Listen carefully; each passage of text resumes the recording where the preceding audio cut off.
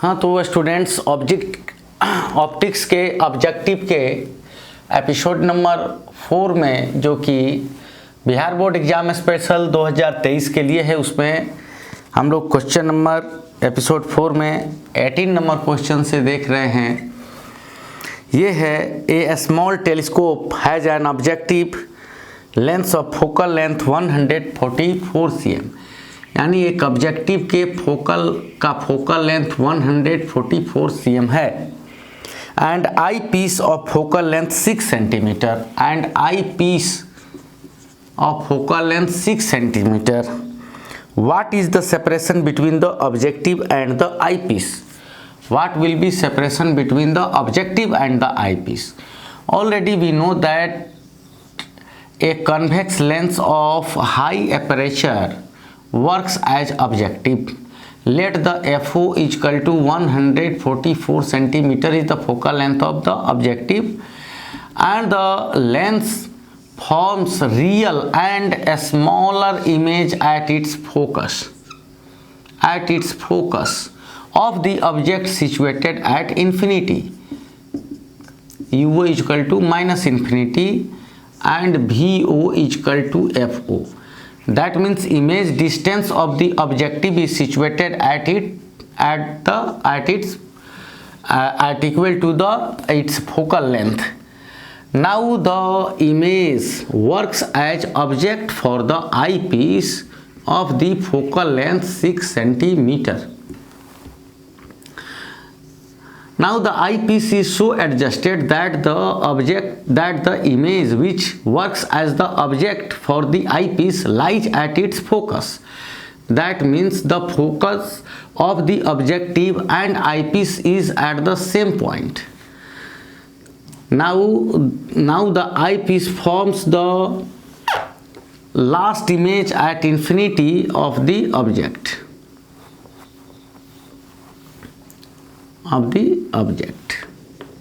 ठीक है, तो इस पोजीशन में यहाँ से यहाँ तक क्या होगा, तो FE होगा। तो what will be the separation between the objective and eyepiece? The separation is OE, and OE is equal to FO, यानी VO is equal to UE और FO plus FE. The separation between the objective and eyepiece called length of tube, and the length of tube will be FO is equal to 144 centimeter plus 6 centimeter is equal to 150 centimeter, that means 1.5 meter.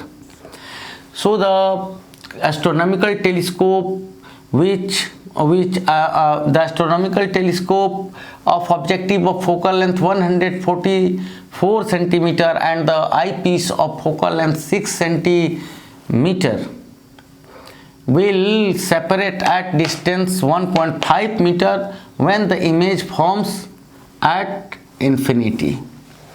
So now the question number 18, and in the question number 18 the given that 19 two beams of red and violet color are made to pass separately through a prism. Angle of prism is 60 degree.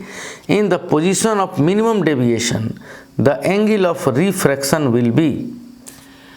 So already we know that when a ray of white light passing through a prism, then it breaks into 7 parts, and the angle of deviation for each color is different. Now in the presence of the prism, the white light will pass in the direction, so the angle of deviation for the violet color is heavier than others. So the angle of deviation delta V is larger than other colors, and the smallest angle of deviation is for red color. red color. So when a ray of white light passing through a prism, then it breaks into 7 parts, and the angle of deviation for each color is to be different. But now in the question, and the angle of deviation is to be maximum for the violet and minimum for the red. Now in the question it is given that for the minimum deviation, that means in the condition of minimum deviation, then what will be the position of the ray? The ray will, this is the incidence ray, and it will move in a straight line that is parallel to the base in the position of angle deviation, minimum deviation. So this is normal and this is also normal. This is the angle of incidence, it is angle of refraction, this is angle of emergent, this is angle of emergent, let I dash, and already we know that I dash is equal to I, and it is R dash. So in the absence of the prism, the white light will pass in the direction. So the direction of the incidence ray is, and it is the direction of emergent ray, and the angle made between direction of incidence ray and direction of emergent ray called angle of deviation. And when the angle of deviation is minimum, then what will be angle of refraction? So in the question, 2 beams of red or violet colors are made to pass separately. That means violet एक बार अलग भेजा गया और फिर एक बार red अलग, तो मिनिमम डेविएशन के लिए जो है इनका एंगल ऑफ रिफ्रैक्शन चेंज नहीं होगा. In the position of minimum deviation the angle of refraction will be, then what will be the angle of refraction? So in the figure we see that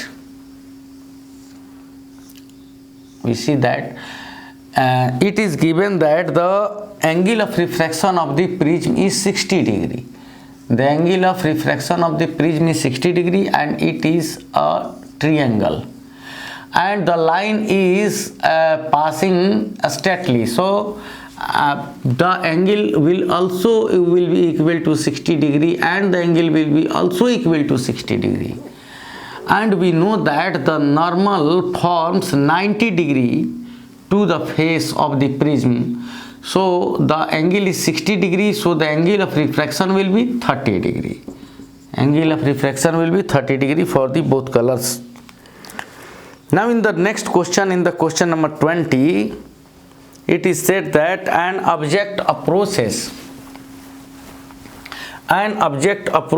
a convergent lens from the left of the lens with a uniform velocity 5 meter per second and stops at the focus the image. तो एक convex lens है और उसकी ओर कोई object, कोई person आ रहा है, कितना से 5 मीटर पर सेकेंड से. एक ये लेंस है और लेंस में मान लेते हैं यहाँ f डैश, यहाँ 2f डैश, यहाँ f, यहाँ 2f, और ये कह रहा है an object approaches a convergent lens. एक बॉडी जो है वो एक कन्वर्जेंट लेंस की ओर आ रहा है. An object approaches a convergent lens from the left to the left of the lens. Left of the lens, lens के लेफ्ट में है, बाएं साइड में, और इधर से आ रहा है with a uniform speed 5 meter per second, and the body is coming towards the lens with speed 5 meter per second and stopped at the focus, and when it reaches at focus f dash, then it stopped at the point.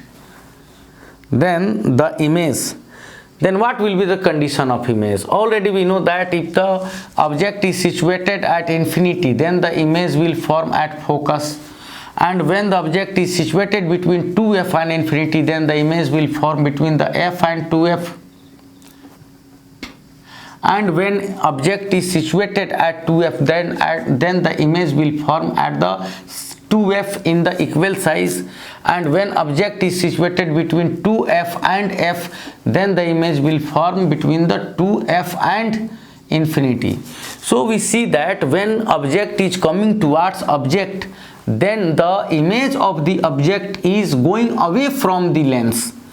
then when the object is coming towards the lens, then its image going away from the lens. First is to moves away, and every option has moves away.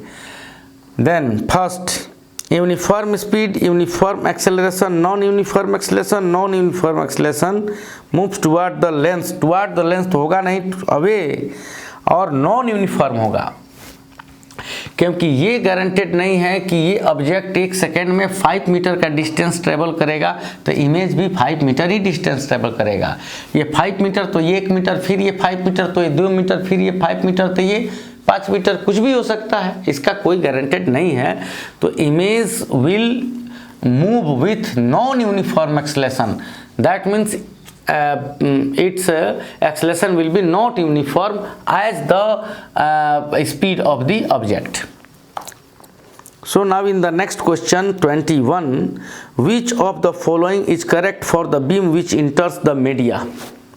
Oh, बार बार हम मिटाने वाला भूल जाते हैं और उसे खोजने लगते हैं। तो which is the following is correct, which of the following is correct for the beam which enters the medium? When a ray of light enters in a media, then it bends away towards normal. तो अब bends, when a ray of light passing from rare to denser media, then it bends towards normal. तो मुड़ने को क्या कहते हैं? तो यहाँ ऑप्शन दिया है, क्वेश्चन है which of the following is correct, which of the following is correct for the beam which enters the media?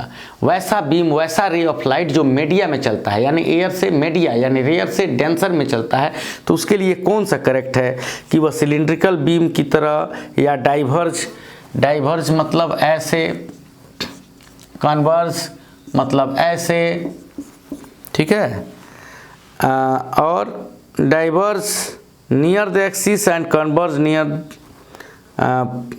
The periphery. तो ये ऐसा कुछ नहीं है। अब ये आप देखते हैं कन्वर्ज होता है, क्योंकि कन्वर्ज का मतलब क्या होता है, जैसे कि ये कन्वर्जिंग लेंस है, यानी ये पैरेलल आने वाले रे को इसने क्या किया तो मोड़ दिया। तो ये जो मोड़ने वाली जो प्रक्रिया है ये कन्वर्जिंग है। तो जब भी कोई जो रे ऑफ लाइट आती है तो क्या होती है, ये नॉर्मल की ओर मुड़ती है, तो इसे कन्वर्ज करना कहते हैं। जैसे कि अगर इसको इस तरह से आप समझना चाहें कि यह नॉर्मल की ओर कैसे मुड़ रही है, तो इसके स्ट्रक्चर को समझ सकते हैं। जैसे कि ये लेंस है और फिर ये एक लेंस है, मतलब ये लेंस है और इसके 2 सरफेस हैं। तो ये लेंस जो है ये इस स्पेयर का है, इसका रेडियस हम R1 मान लें। तो जब भी यहाँ ऑब्जेक्ट से कोई रे चलेगा तो रेयर से डेंसर की ओर, इस डेंसर मीडिया में जब आना चाहेगा लेंस में, तो उसे नॉर्मल की ओर मुड़ना होगा। और नॉर्मल कौन है, तो इस सरफेस का जो सेंटर ऑफ कर्वेचर है उससे होकर जाने वाला स्ट्रेट लाइन है। तो ये रेयर से डेंसर में मुड़ेगा, तो इसे कन्वर्जिंग कहेंगे। और फिर जब यहाँ से उसको निकलना होगा तो क्या होगा, तो फिर ये जो स्पेयर होगा इसका जो सेंटर ऑफ कर्वेचर होगा उससे जो जाएगा वो नॉर्मल, तो फिर ये डेंसर से रेयर में निकलेगा तो नॉर्मल से अवे दूर भागेगा, तो फिर ये यहाँ आएगा, दूर भागकर यहाँ आएगा। तो आप देख रहे हैं कि ये नॉर्मल ही बताता है कि रे लेफ्ट से मतलब कन्वर्ज होगा या डाइवर्ज क्या होगा।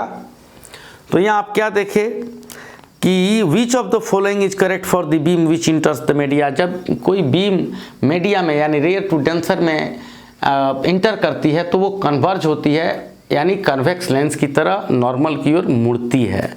जैसे यहाँ पे आप क्या देखे थे कि यहाँ आई तो इस सरफेस का जो सेंटर ऑफ कर्वेचर है उससे जो लाइन खींचा गया वो नॉर्मल हुआ, तो नॉर्मल की ओर मुड़ गई और इसे कन्वर्ज कहा जाएगा। Now in the question number 22, question number 22 इसमें क्या है, तो इसमें है ऐसा आपको ऑप्शन दिया गया है, इमेज दिया गया है ऐसा ये मीडिया फर्स्ट है और ये मीडिया सेकंड है, इनके रिफ्रैक्टिव इंडेक्स जो हैं अलग अलग है। तो ये ऐसे है और ये ऐसे, ठीक है। यहाँ आई दिया गया है और यहाँ आर दिया गया है। फिर एक दूसरा ऑप्शन दिया गया है कि फिर ये मीडियम फर्स्ट है और ये मीडियम सेकंड है, और the incidence ray is coming by the way and the angle of incidence is i and the refracted ray is moving after bending away from normal and this is the angle of refraction r. This is the angle of refraction r. And in the third option it is given that this is the media first and this is the media second, it is normal and the incidence ray is making angle of incidence I and the angle of reflection is R. Here the angle of reflection is because the incidence ray is reflecting in the same media. So incoming media and incidence रे का media और reflecting रे का media same है, तो ये क्या हो गया, यहाँ रिफ्लेक्शन हो गया। And in the fourth option it is given that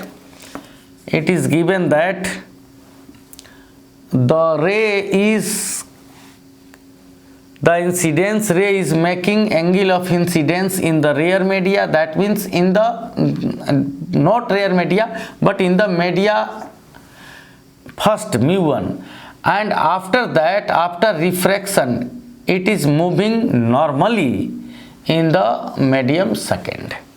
So the four options are given, and the question is